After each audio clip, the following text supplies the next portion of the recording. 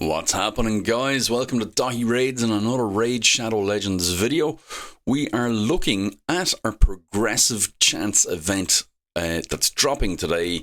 It's the wrap up of the Asgard Divide, so we're saying goodbye to the Odin event dungeon and all of that kind of thing. Yet to see what they're going to do in place of that, but fingers crossed Pinpoint stays around to be farmable. I know I personally didn't do enough of it. I was focused on doing other things, and I should have been doing that because it would have been better for my account. However, progressive chance event is what's going on now. We also have, it syncs in well with, I suppose, CVC. It is a personal rewards as well. Rewards. We have Freya Faithweaver up for grabs on day 2, not on day 1, so not today. So, what's happening today? And we'll have a look at the champs as well. We have Tio, we have Firol, we have Gwendolyn, and we have Snicktrack from Ancients, Sacreds, and Primals.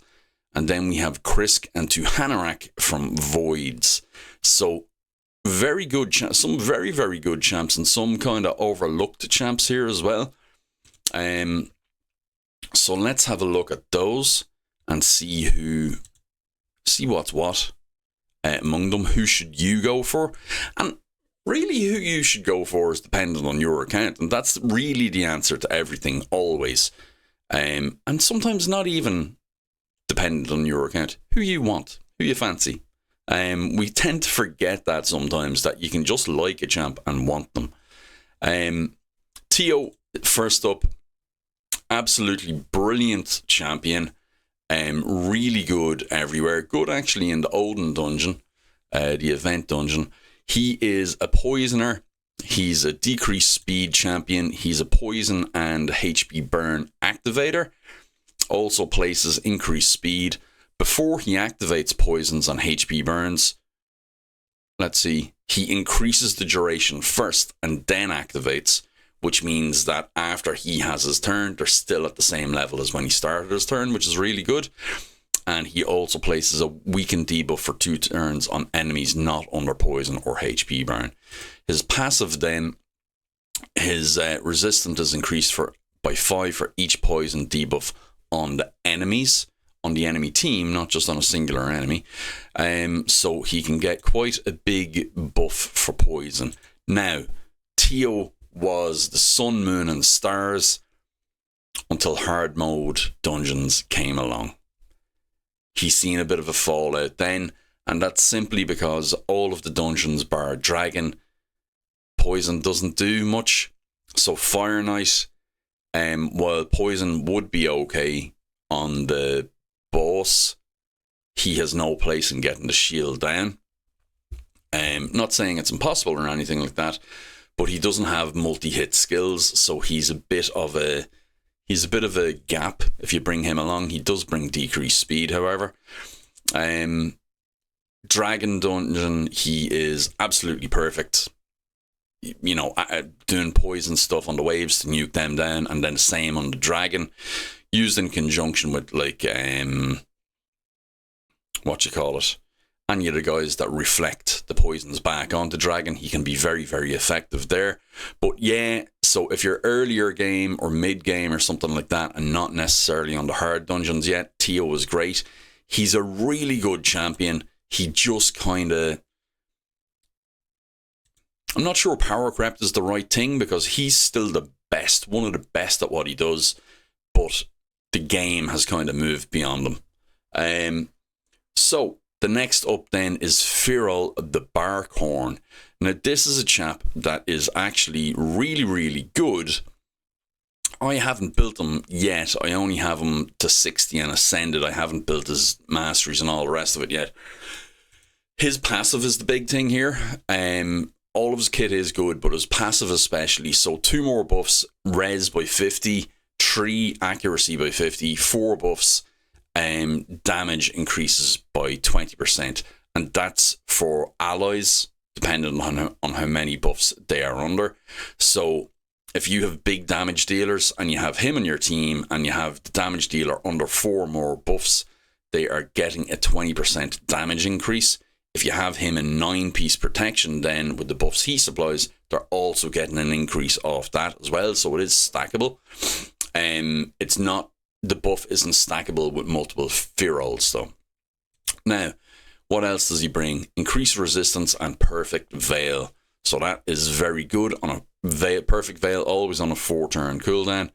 And then we have attacks all enemies, decrease accuracy and block buffs, and ignores 20% of a target's resistance. So it makes him very good for high level dungeons and Amius maybe and the likes, stuff like that. Because he doesn't have the accuracy requirements that some other champions will. Also has an 80% chance of 30% decreased speed on attacks one enemy. I really wish this was attacks all enemies, and he'd be just insane. If the target is a boss, again, will ignore 20% of the target's resistance.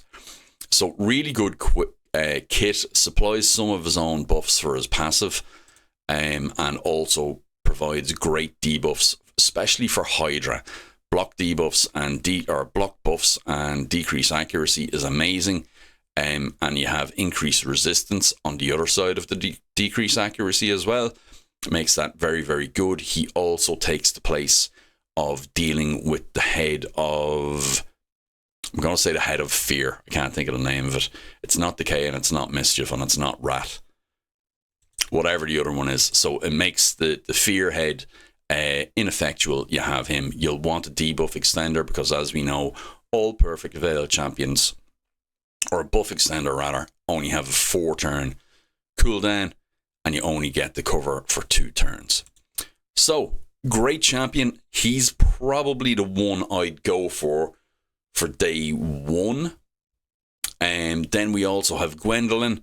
Gwendolyn can be a great damage dealer and backup damage dealer and debuff extender. Attacks one enemy 3 times, 30% chance to extend the duration of all debuffs on the target by 1 turn. So all debuffs is huge. Attacks all enemies, 75% chance of placing a 30% decreased speed. So decreased speed and leech on Hydra is huge because you can build your champions for damage, and they're going to get their healing from dealing damage to the Hydra heads. So she can actually be your healer on the Hydra. Also places a 50% decrease accuracy debuff on enemies under 2 or more debuffs for 2 turns.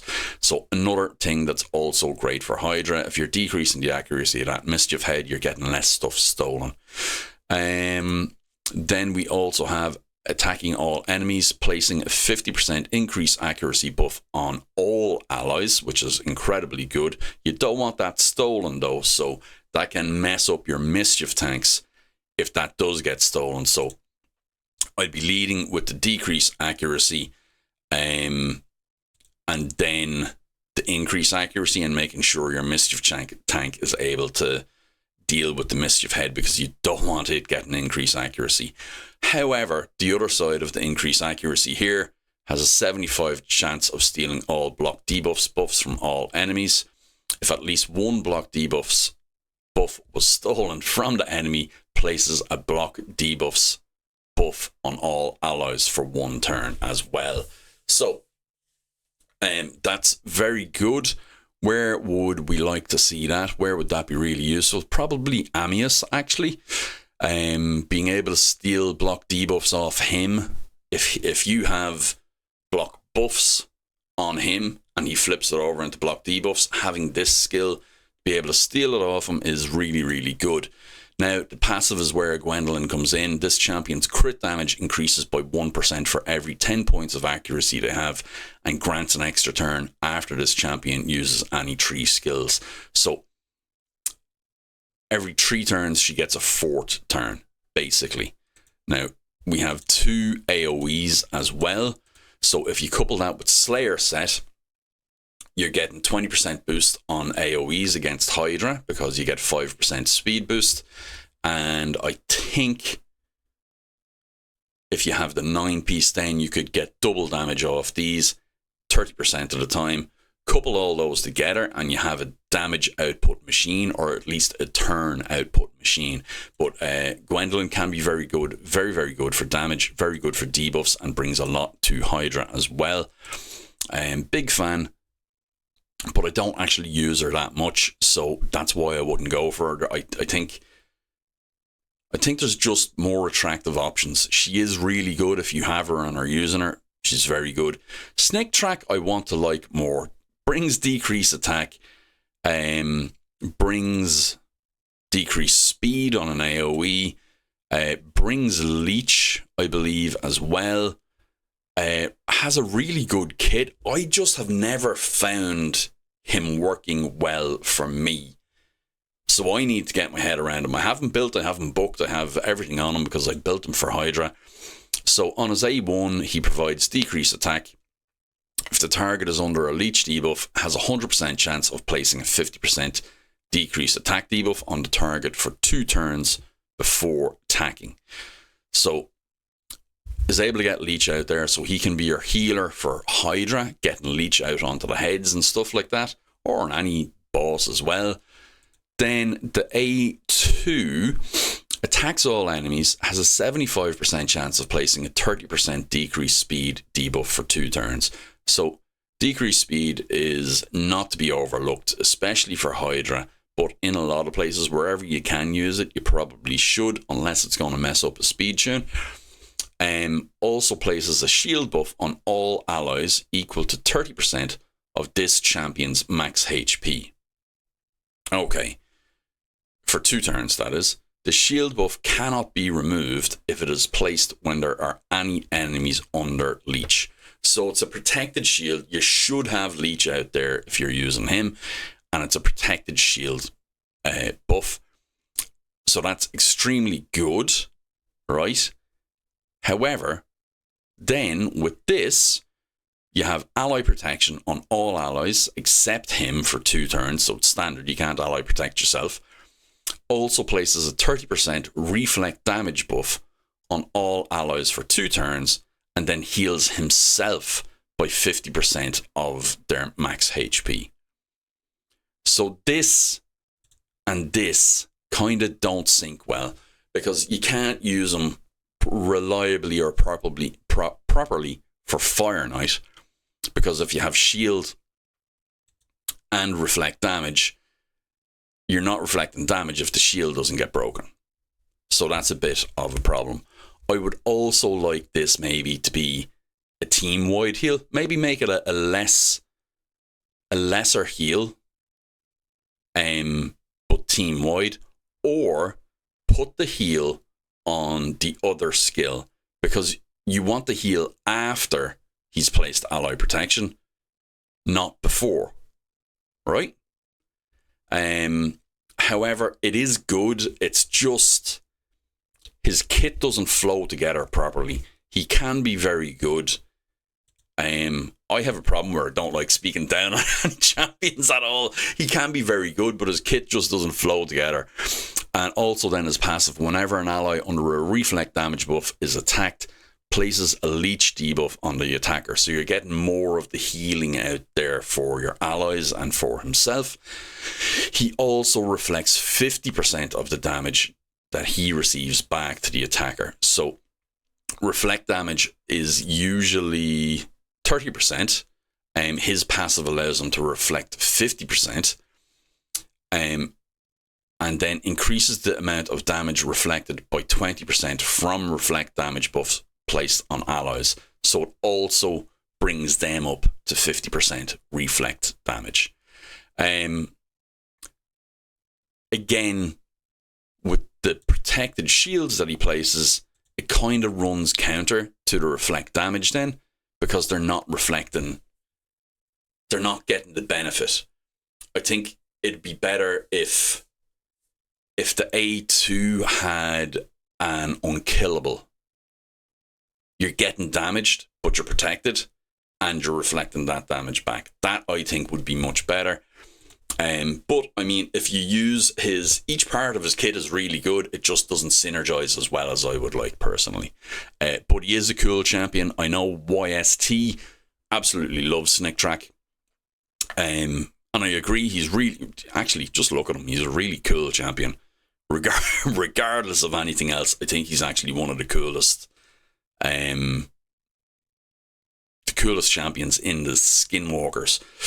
And I also like his weapons now, because I mentioned in another video, I'm replaying Elden Ring, and one of my main weapons is a plus 25 frost mace. So it's a mace with the Ashes of War for frostbite on it. So they're cool too to me at the moment. So that's the normal champions from day one. We also then have Krisk and Tuhanark. Tuhanark at the moment, everybody got Loki. So I don't think I'd be going for Tuhanark too much. She is awesome. Speaking about my account for day one, I'd probably go for Tuhanark because I don't have her and I have Krisk. So, attacks one enemy, has a 30% chance of placing decreased speed debuff. Again, on one enemy, 30% low chance, boosts up to 50% chance.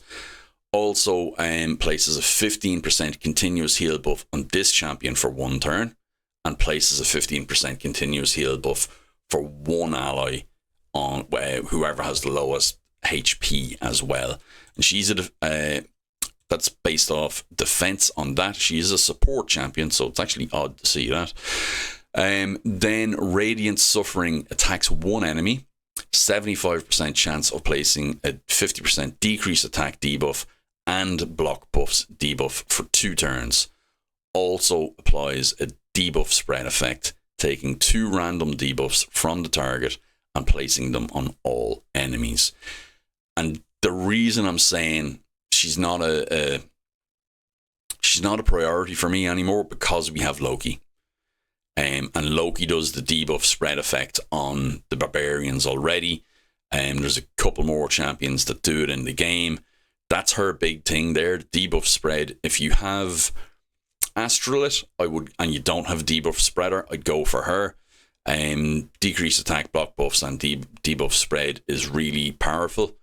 Then I would also go placing a 60% increased defense and 30% increased speed debuff on all allies for 2 turns. Again, really good for Hydra.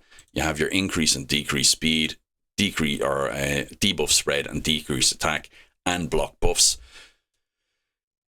That's really good for Hydra. It's a very, very good for Hydra.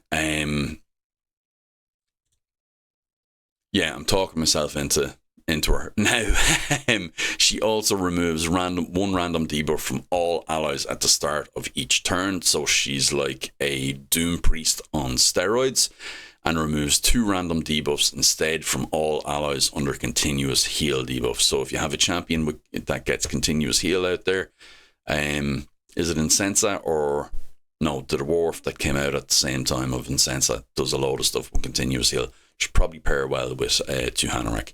So Tuhanark, very, very good. She provides a lot. If you don't have her, go for her. But I don't think you need her. It's not a like, oh my god, you must get this champion. Speaking of, oh my god, you must get this champion, Krisk the Ageless. Krisk isn't talked about as much anymore. But Krisk is still, where is he? There he is. Krisk is still one of the best champions in the game. He is phenomenal. But I would, looking at the whole 2 days, I'd hold off on Krisk. And I'll go into the reason why now in a second. But he has an AoE 50% chance of placing decreased speed debuff for 2 turns. So he's already ahead of, who was it, Gwendolyn and Tuhanark and that, because it's AoE. We then also have ally protection and 2 continuous heals on himself. So the ally protection on everyone, 2 continuous heals on himself, makes him a great mischief tank. And then we also have provoke AoE, and that's a place, so you don't have to worry about Poison Cloud and Hydra. Places a 60% increased defense buff on him for 2 turns, and places a 30% increased speed buff on all allies except him for 2 turns. He also extends the duration of all ally buffs by 1 turn. on his A2. And then his passive, at the start of each round, places a shield buff on all allies for 2 turns equal to 50% of this champion's max HP, has a 75% chance of placing a 60% decreased defense and decreased attack debuff on the attacker for 1 turn when hit. So every time he's getting hit, he's supplying your decreased attack and decreased defense on the attacker until their next turn, and he's provoking them, causing them to go for him as well. So really, really good champion. Great for Hydra. He's insanely good for Hydra. Absolutely no doubt about it. Great for sustainability and keeping you alive. Great for clan boss, specifically in the Wixwell teams or anywhere you need a buff extender. He's one of the best in the game. But with Wixwell, he starts off with that big shield based on 50% of his HP on the entire team. So you already have that. It's like he has an inbuilt shield set, except better. And he also then brings the buff extension. So really, it's a no-brainer. If you have him, you can pop him on a Wixwell team and it will still work. I use that at the moment with one other champion and a shield set, and it's absolutely perfect. I have no problems at all. And it's not, I haven't tuned it or anything like that. It just works. Now, we are on to day 2, and I spoke about Krisk and why I would hold off on pulling on day 1, because we have Graazur Iron Gut on day 2. So Graazur is on day 2. We have, let's see if you can see this, guys. Yeah, so we have Graazur on day 2 and Tormin the Cold as well. Day 2 seems to be the better overall category of champions, but I would definitely go for Graazur. Out of the 2 voids, attacks all enemy, places a shield buff on all allies except him. The value of the shield is proportional to his defense, so that's huge.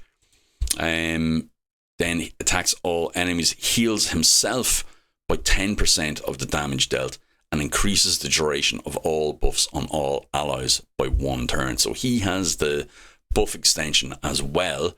He also has a heal on himself on the A2, and it's also an AoE enemy max HP hit on a 3-turn cooldown as well.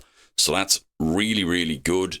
Then he also on the A3 attacks all enemies, has a 75% broken to 100 chance of placing a provoke debuff for 1 turn.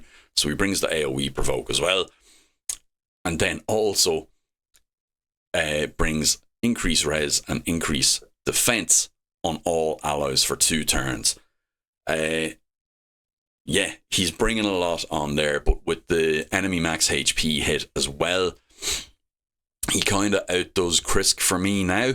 He out-Krisks Krisk. The only thing he doesn't do is the decreased attack, decreased defense, and words failing me, and the decreased speed and increased speed. So that's where Krisk is more utility and Graazur is more damage output. Now, he's also got a Vogot on steroids passive. So whenever this champion is attacked, heals all allies except this champion by 70% of the damage received. 70% of the damage received is insane. Only heals by 35% of the damage received from boss attacks, and it has no cooldown. So that's every time he's getting hit, he's doing that. Active effect then places an unkillable buff on him for 1 turn before receiving a fatal hit. So excellent kit there. And actually going through it, I'm not sure he does outshine Krisk. Krisk actually, for Hydra specifically, Krisk does a lot more. I'd like both of them. I'd go for Graazur because I don't have him. So he's, for me, it's kind of the grass is greener maybe, because I don't have him. I'd like to have him. But Krisk, probably just, he's out a long time. He's not talked about as much. Krisk is still the man for Hydra. He covers so many bases. Now, Tormin, everybody knows Tormin. Basically, if you do anything in arena and you don't have block debuffs or stone skin on, Tormin is going to freeze you with his passive, which basically has a 30% chance, although it seems like way more than that, of placing a freeze debuff on an enemy each time they receive a buff or have their turn meter filled. The 20% chance applies up to twice per enemy turn, once for buffs, once for turn meter fills, in cases where an enemy receives multiple of these effects at the same time. Doesn't work with effects from artifact, turn meter filling effects from masteries, healing, or those buffs or effects that take place at the start of a round. I don't know about the healing, maybe reviving, because I think reviving, he does freeze people when they get turn meter fills on. Maybe it's a bug, I don't know, I have to check it out. Active effect revives this champion to 100% HP when killed and freezes him, so he does have a comeback mechanic on a 6-turn cooldown, and basically revives himself when you kill him, but he is frozen, so paired with maybe Encore or something like that, that would take that freeze off him and allow him to get back into the game straight away, would be quite good. Has an AoE provoke and heal reduction and block buffs on the A3. Attacks all enemies, places a block buffs and 100% heal reduction for 2 turns on enemies under freeze already. Has a 60% chance of placing a provoke debuff for 1 turn on enemies not under freeze debuffs. So there's going to be CC one way or another. Decreases the cooldown of 1 random skill for each ally, by 1 turn for every enemy attacked that is both under freeze and a HP burn debuff. Okay, so that's probably an overlooked part of his kit. His passive is really the big thing, but he's very good at CCing. He has CC on his A3, CC on his A1 with an AoE 15 booking to 25% chance of placing a freeze debuff for 1 turn, and instantly activates his A1 whenever an enemy under both a freeze and a HP burn debuff takes damage from the HP burn debuff. So that's extremely good and can be, if you went in with a Gurgo, froze everybody, and Sulfurion or Artak or somebody like that HP burn and activate, you could have Tormin going off outside of his turn, placing more freezes, doing more damage. Then the A2 removes all buffs from a target enemy, then attacks the target 2 times and steals all buffs instead if the target is under a freeze debuff. So this can be quite niche in removing. He can deal with Leorius this way, remove the unkillable, so Leorius, Skullcrown, all of those kind of guys. Can also deal with stone skin sometimes on like a Georgid who doesn't have resistance built into his kit. You should have some accuracy built into Tormin's kit. I try to build them for accuracy, kind of like a blended Wukong, that kind of thing, with a bit of accuracy, maybe 300, 350 or something like that, and some damage, as much damage as I can get. Then I don't necessarily build them with a load of speed, because I want the passive to do the work and then him to be able to provide some damage whenever he can. But this can be good for stripping stone skin sometimes as well. And like I say, some unkillable buffs or passives or what have you that come on to get you in the way and can get you in trouble sometimes as well. So he can be good for that. Now on to the normal champions, the non-void Legos that are coming down. So we have the one that we all went mad for. We have Freya available on the progressive. Freya is mine. I did get her eventually. Where is she? She's here. Defense champion. One of, in my opinion, the best speed boosters in the game. And that is because she has a good base speed. It's not one of the highest, but it is up there. Good base speed. But she provides a 20% turn meter boost, so that's a bigger turn meter boost than Lady Kimmy, who's the Queen of Speed, but also removes all debuffs from all allies and places a block debuffs on them for 2 turns. So we just spoke about Tormin. She counters Tormin. She means that Tormin can't freeze your team when the speed booster goes at the start. So that cut-in is eliminated straight away. You don't have to worry about it. A2, increase defense on all allies for 2 turns and places a shield buff on all allies for 2 turns, the value of which is based on her defense and the target champion's max HP as well. Very good shield, AoE, and yeah, that's it really. You know, block debuffs, big shield.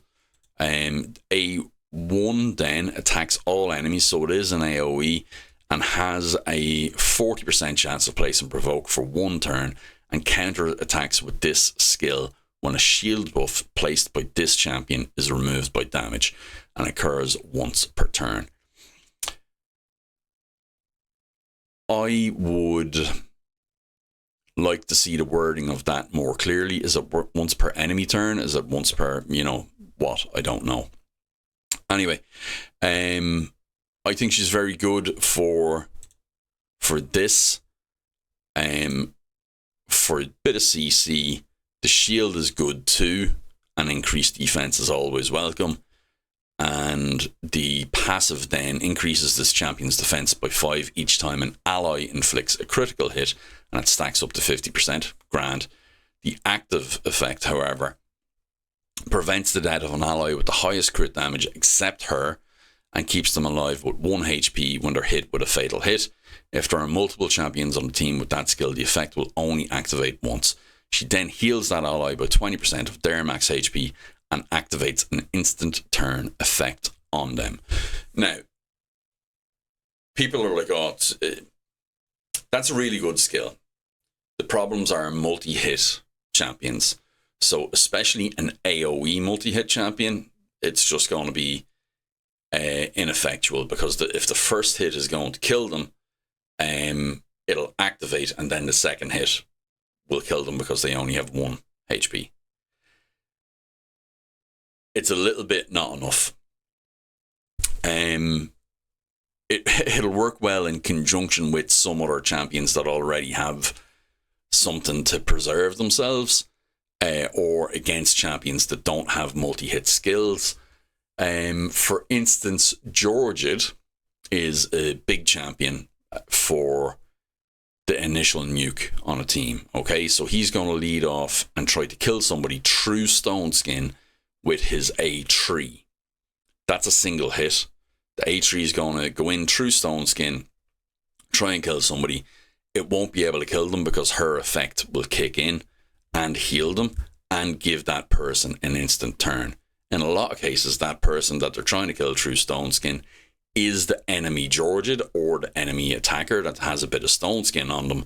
So activating the instant turn on that person immediately flips the go around and puts the enemy team on the back foot.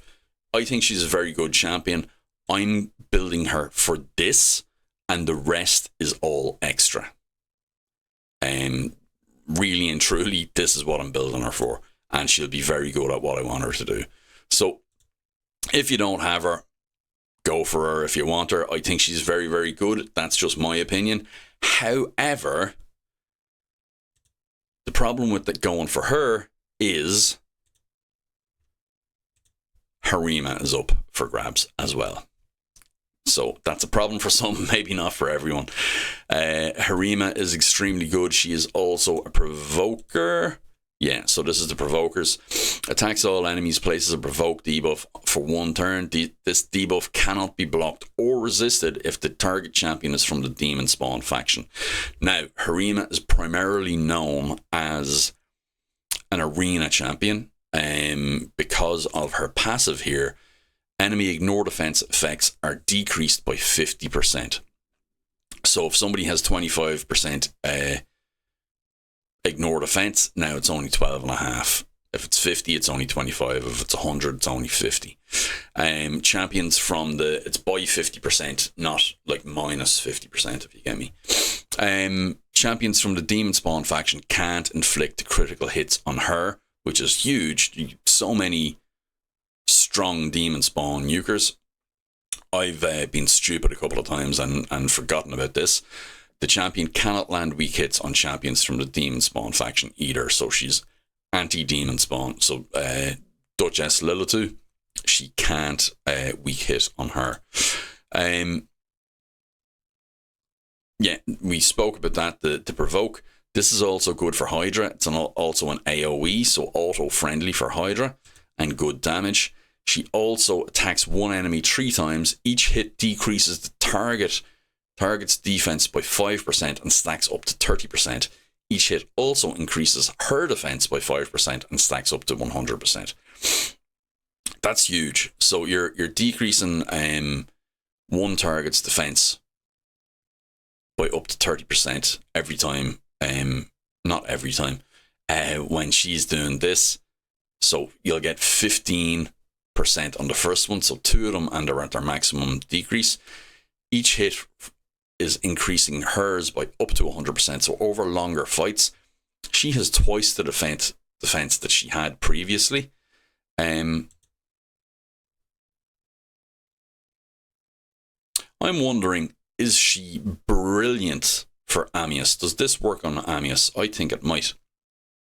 In which case, I really want her. Because it's lowering his defense, increasing hers, and if you could somehow make her the target, she is not...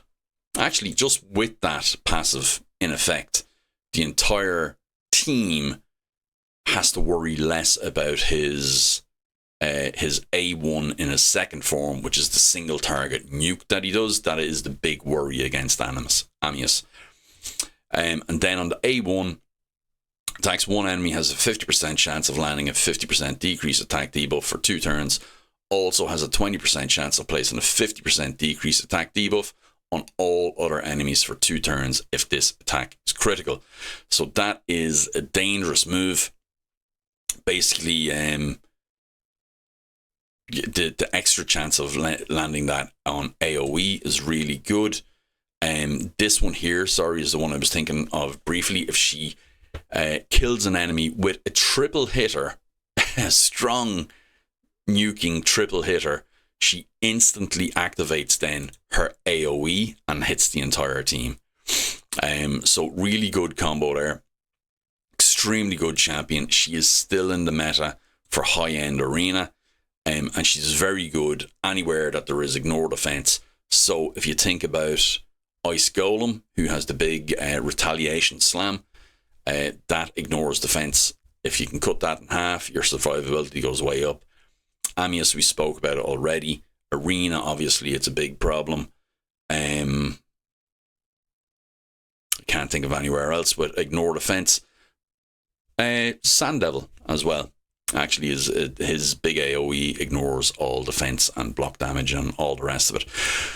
Extremely good, only champion of the like that has that kind of passive, so really, really good. I would probably go for her over Freya, given the choice. Then we have Martyr and Bivald of the Torn. Martyr is she Sacred Order? Are both of them Sacred Order? They are. Okay, handy. Martyr then attacks one enemy, chance booking up to 75% chance of decreased defense debuff for 2 turns on her A1. Places a 60% increased defense and counterattack buff on all allies for 2 turns. That's on a 3-turn cooldown, which is huge. She's perfect for Fire Knight hard, because if you can get the blessing on her that reflects hits for any champions that she has placed increased defense on, you'll get the reflected hits from the increased defense. You'll also get everybody counter-attacking, and that will get the boss's shield down again really quick, so you can actually do a go second team on Fire Knight hard if you have her buffs up first, which can be really, really good, really powerful move. Then on her A3, attacks all enemies and places a 50% decrease attack debuff for 2 turns and places a provoke debuff for 1 turn as well. Really good for Hydra. Decrease attack, provoke, exceptionally good there. Magma Dragon maybe as well. But anywhere really, counter-attack. If you don't have a counter-attack champ, go for Martyr. She's really good. Decrease defense, decrease attack, provoke, and increase defense and counter-attack. There's not many counter-attack champs in the game. If you need one, she is really good. Bivald, another Hydra extraordinaire champion. Provoke on the A1. Placed even if it lands as a weak hit. Attacks all enemies 2 times. First hit, 75% chance of placing a provoke for 1 turn. The second hit has a 75% chance of placing a leech debuff for 2 turns. And we spoke about leech earlier.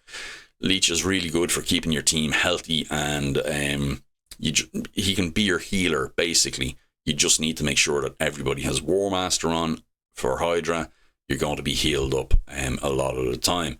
Also places a 25% strengthen buff on him for 2 turns. The leech and provoke debuffs can be placed even if this attack lands as a weak hit. So that's extremely good for Hydra, because you have all different affinities and you have Poison Cloud, which causes you to weak hit. So it's exceptional. Attacks all enemies and damage increases by 5% for each debuff on each enemy. Also heals all allies by 20% of the damage inflicted and places a shield buff on them for 2 turns equal to 20% of the damage inflicted. So extremely good again for Hydra, keeping everybody alive, doing a bit of damage, provoking and leeching, and he can also mischief tank a bit because of the strengthen if you don't have strengthen anywhere else in your team. And I'd say a backup mischief tank maybe, and then the provoke on the A1 as well. So you have plenty of provokage there, plenty of healing there, exceptionally good. And he also then decreases the damage taken by all allies from enemies under provoke debuffs by 15%. So that can be good for waves and all of that as well too. That's not going to come into play too much really in Hydra and stuff like that, or on most bosses because you can't provoke them. So maybe Magma Dragon would be the only other one. But a champion I didn't go for when he was released, I went for Rafmatab in the guaranteed Ancients instead, and I regret it because I could have went for him. I just didn't. I think I was off doing other stuff, so I went for the one where you could just spend the shards quickly and forget about it. I still haven't found a use for Rafmatab. So that is, I think, everyone. That's a bit of a longer video, guys, but that is all of the champions up for progressive today. My choices from day one from normal shards, my choice would probably be Fural now. For day 2 or for day 1 from the voids, I think Krisk still has it, but if you have Krisk and you don't have tuhanark, you know, there's nothing wrong with going for her. We looked at her kit there, she's really good. For day 2, has to be Harima, but it's definitely Harima or Freya, whichever you want.